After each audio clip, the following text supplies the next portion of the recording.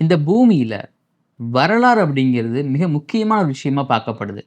வரலாற்றுல பல சுவடுகள நம்ம இன்னும் ஆராய்ச்சி பண்ணிக்கிட்டே இருக்கோம். ரொம்ப பிரமிக்க வைப்பதாகவும், ரொம்ப ஆச்சரியமூட்டுவதாகவும் இருந்துகிட்டே இருக்கும். அதே மாதிரி ஒரு இடத்துல 115 மில்லியன் ஆண்டுகளுக்கு முன்னாடி வாழ்ந்த ஒரு விலங்கோடைய கால் தடத்த கண்டுபிடிச்சிருக்காங்க. அது என்ன விலங்கு? எந்த இடத்துல கண்டுபிடிச்சிருக்காங்க? அதனுடைய சுவாரஸ்யமான விஷயங்கள் என்ன? அதுல மிஸ்ட்ரி என்ன கலந்திருக்கு? அப்படின்னு பல விஷயங்கள் நம்ம இன்னைக்கு இந்த வீடியோல பார்க்க போறோம்.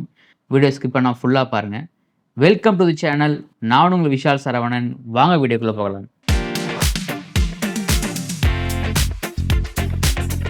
டெய்லி அப்டேட்ஸ், டெய்லி வீடியோஸ்க்கு மறக்காம நம்ம சேனலை சப்ஸ்கிரைப் பண்ணி பெல் ஐக்கானை கிளிக் பண்ணுங்க. வீடியோஸ் பார்க்குற நிறைய பேர் இன்னும் சப்ஸ்கிரைப் பண்ணாமல் பார்க்குறீங்க. புதுசாக வரவங்க மறக்காம சப்ஸ்கிரைப் பண்ணி பெல் ஐக்கானை கிளிக் பண்ணிக்கோங்க.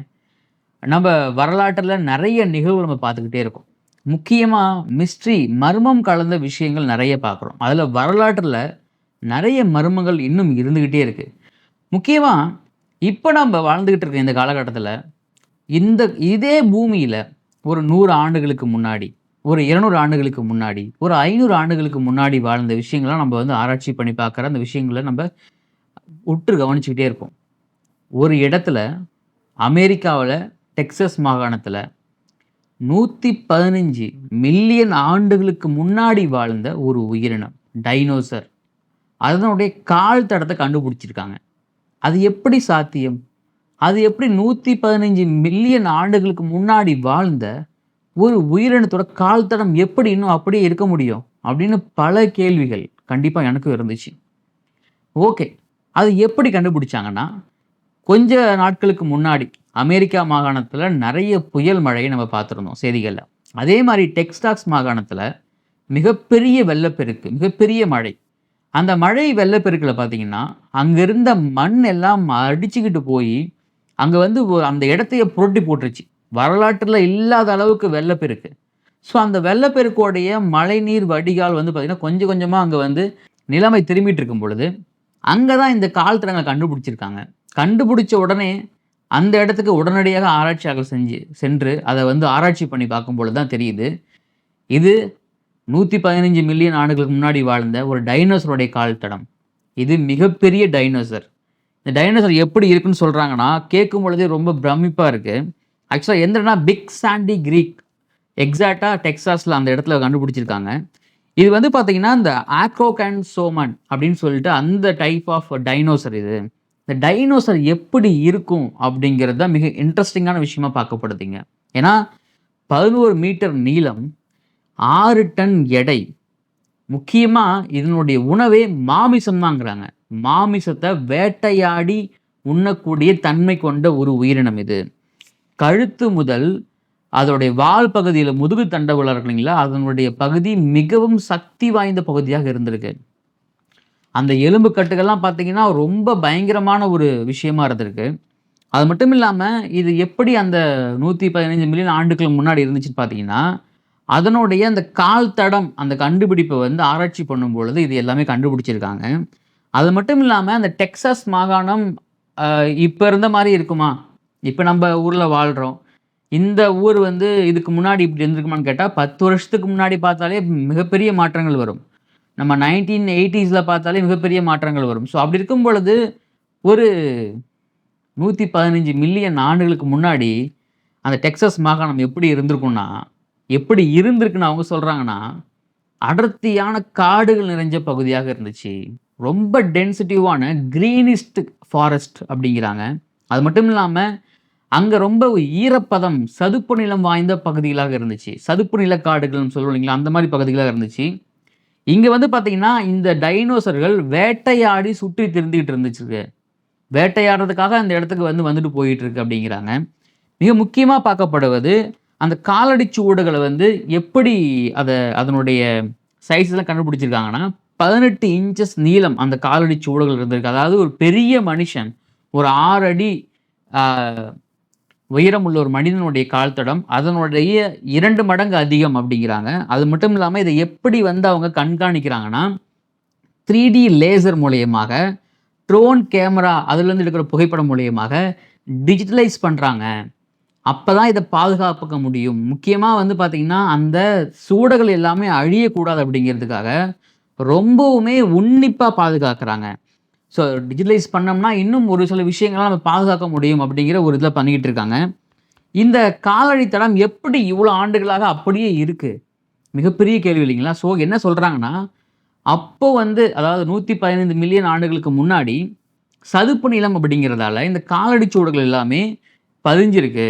அதுக்கப்புறமாக மண் மற்றும் மணல் போன்ற விஷயங்கள் மூடுனதால, இது அப்படியே வந்து இருந்திருக்கு. சதுப்பு நிலங்கள் நமக்கு நல்லாவே தெரியும்.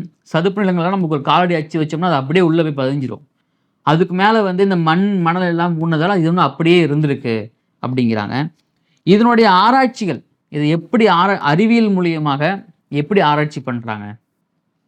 நெறைய விஷயங்கள பார்த்துருக்கோம். நம்ம நெறைய வரலாற்றுகள படிச்சுக்கிட்டு இருக்கோம். அந்த வரலாற்றுகள்ல நமக்கு கூற்றுகள் வந்து என்ன சொல்லுது அப்படின்னா, அந்த கூற்றுகள்ல வந்து ஆராய்ச்சி பண்ணக்கூடிய ஆராய்ச்சியாளர்களுக்கு எவிடன்ஸ் கிடைக்கணும். அப்படி ஆதாரங்கள் இருந்தா மட்டும் தான் நம்மளால நம்ப முடியும். ஸோ இவங்க என்னன்னா, அந்த டைனோசர் வந்து எப்படி வாழ்ந்தது? அந்த டைனோசருடைய வாழ்க்கை முறை எப்படி இருந்திருக்கும்? இது மூலியமாக இந்த கால் தடம் பதித்தது மூலியமாக என்னென்னலாம் கண்டுபிடிக்கலாம் அப்படின்னு சொல்றாங்க. அப்போ கூட்டமாக வாழ்ந்ததா டைனோசர்கள்? இல்ல தனியாக வாழ்ந்ததா? வேட்டையாடும் முறை எப்படி? அது ஓடக்கூடிய ஒரு உயிரினமா? இல்ல நடக்கக்கூடிய ஒரு உயிரினமா? அது மட்டும் இல்லாம, இதனுடைய வேட்டையாடும் முறைகள் எப்படி? இப்போ நம்ம சிங்கம்னா இப்படிதான் வேட்டையாடும். புலினா இப்படிதான் வேட்டையாடும்னு நம்மளுக்கு தெரியும். ஏன்னா, இப்ப அது எல்லாமே கரண்ட்டா லைவ்ல இருக்கு. ஸோ அப்படி இருக்கும் பொழுது டைனோசர் அப்படிங்கிற விஷயம் எப்படி அழிந்தது? அதுக்கான காரணமே நம்மளால இன்னும் சரியா கண்டுபிடிக்க முடியல. ஸோ அப்படி இருக்கும் பொழுது, இது வந்து பார்த்தீங்கன்னா, இது ரொம்ப இதுக்கெல்லாம் யூஸ்ஃபுல்லா இருக்கும். அதனுடைய வாழ்க்கை முறையையும், அதனுடைய விஷயங்களையும் நம்மளால கண்டுபிடிக்கிறது ரொம்ப யூஸ்ஃபுல்லா இருக்கும் அப்படிங்கிறாங்க. இது அங்க இருக்கக்கூடிய மக்கள் எப்படி பார்க்குறாங்க? அங்க கூடிய மக்கள் மற்றும் மற்ற உலக நாடுகள் கூடிய ஆராய்ச்சியாளர்கள் எப்படி பார்க்குறாங்கன்னா, அவங்களுக்கு வந்து இது மிகவும் ஒரு ஆச்சரியமான விஷயமா தான் இருக்கு. இது வந்து ஒரு மிகப்பெரிய டிசாஸ்டர் வந்துட்டு போயிருக்கு. அந்த டிசாஸ்டர் வந்துட்டு போறதுக்கு அப்புறம் பார்த்தீங்கன்னா, ஒரு மிகப்பெரிய விஷயம் கண்டுபிடிச்சிருக்காங்க அப்படிங்கும்பொழுது, அது மிகப்பெரிய ஆச்சரியமான விஷயமா தான் இருக்கும். முக்கியமா அங்க வாழக்கூடிய லோக்கல் பீப்பிள்ஸ் அந்த உள்நாட்டு மக்கள், அவங்க இன்னும் அந்த ஆச்சரியத்திலருந்து மீளவும் கிடையாது. அந்த அதிர்ச்சியிலருந்து மீளவும் கிடையாது. ஸோ இத வந்து பாதுகாக்கிற முறைய வந்து அவங்க கரெக்ட்டா பயன்படுத்துறாங்க. ஸோ இத வந்து எப்படியாவது நம்ம பாதுகாத்து அடுத்தடுத்த லெவலுக்கு ஆராய்ச்சிய கொண்டு போகணும் அப்படின்னு. அது மட்டும் இல்லாம உலகம் ஃபுல்லாவே இருக்கக்கூடிய ஆராய்ச்சியாளர்கள் டெக்சாஸ் மாகாணத்த நோக்கி வந்துகிட்டு இருக்காங்களாம். ஏன்னா, இந்த மாரி விஷயத்த தான் நாங்கலாம் தேடிக்கிட்டு இருக்கோம் அப்படின்னு அந்த மாகாணத்த நோக்கி நெறைய ஆராய்ச்சியாளர்கள் வந்த வண்ணம் உள்ளார்கள் அப்படின்னு சொல்றாங்க. இதில என்ன மர்மம் அடைஞ்சிருக்கு? டைனோசர் வாழ்ந்திருக்கு. டைனோசர் வந்து கால் தடம் இருக்கு. அதில என்ன மர்மம் அப்படின்னா, நான் ஏற்கனவே சொன்ன மாதிரி டைனோசர்ஸ் எத்தன வகை இருக்கு? நம்ம ஜுராசிக் பார்க் அப்படின்னு ஒரு படம் பார்த்திருப்போம். அதில வந்து நெறைய டைனோசர்ஸ்லாம் காட்டுவாங்க. ஸோ டைனோசர்னா இப்படி தான் வாழும், இப்படி தான் இருக்கும் அப்படின்னு நம்மளால ஒரு நெறைய மியூசியத்தில வந்து பார்த்தீங்கன்னா, அந்த டைனோசரோடைய இதெல்லாம் வச்சிருக்காங்க அப்படின்னு நம்ம படங்கள்ல பார்த்திருப்போம். ஸோ அப்படி இருக்கும் பொழுது, உண்மையாகவே டைனோசர்ஸ் உடைய நேச்சர்ஸ் என்ன? அது எத்தன வகைகளாக இருக்கும்? அந்த உயிரினம் எப்படியெல்லாம் அழிந்திருக்கு? அப்படின்னு இந்த மாரி ஒரு சில தடங்கள், ஒரு சுவடுகள வச்சு கண்டுபிடிக்க முடியும் அப்படிங்கிறாங்க. இத வந்து நம்ப இப்போ 2025ல் நம்ப இருக்கோம். ஸோ நம்மளுடைய கால் தடத்த ஒரு 110 மில்லியன் ஆண்டுகளுக்கு அப்புறம் வந்து பார்க்குறவங்க கண்டுபிடிச்சு, நம்மளுடைய வாழ்க்கை முறை எப்படிலாம் இருந்திருக்கும் அப்படின்னு அவங்களால ஆராய்ச்சி பண்ண முடிஞ்சா எப்படி இருக்கும்? ஸோ அது மாரி ஒரு விஷயம் தான். ஸோ அப்ப இந்த மாரி விஷயம் நம்ம பார்க்கும் பொழுது, நம்பளால ஒரு இமேஜின் பண்ண முடியும். கற்பனைகளால நம்ப அந்த டைனோசர்கள் எப்படி இருந்துச்சுன்னு நம்மளால பார்க்க முடியும். அந்த சைஸு, அந்த இன்ச்சஸு, அதனுடைய வெயிட்டு, அதனுடைய அந்த கால் சுவடுகளுடைய அந்த தடம், இது எல்லாமே வச்சு நம்ம ஒரு இமேஜின் பண்ண முடியும் அப்படிங்கிறாங்க. முக்கியமா இது வந்து அம் நம்ப வந்து என்ன நெனைக்கிறோம்? இந்த வரலாற்றில இருக்கக்கூடிய முக்கியமா அந்த ஆராய்ச்சியாளர் வந்து நம்ம என்ன நெனைக்கிறோம்? நம்மளுடைய விஷயங்கள்லாம் எப்படி பார்க்கப்படுது?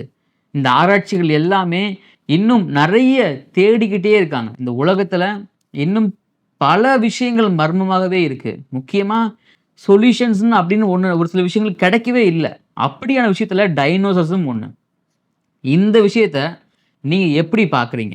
இந்த டைனோசருடைய கால் தடம் 115 மில்லியன் ஆண்டுகள் முன்னாடி கண்டுபிடிச்சிருக்காங்க. அதுக்கப்புறம் கண்டுபிடிச்சதுல உங்களுடைய கருத்துக்கள் என்ன? இதன் மூலியமாக நம்ம டைனோசருடைய வாழ்க்கை முறைய கணிக்க முடியுமா? அப்படி இல்லைன்னா இதில் இன்னும் நிறைய விஷயங்கள் தேவைப்படுதா? உங்களுடைய பார்வைக்கு என்ன படுதோ அதை கண்ணியமான முறையில் கமெண்ட்டில் பதிவு பண்ணுங்கள்.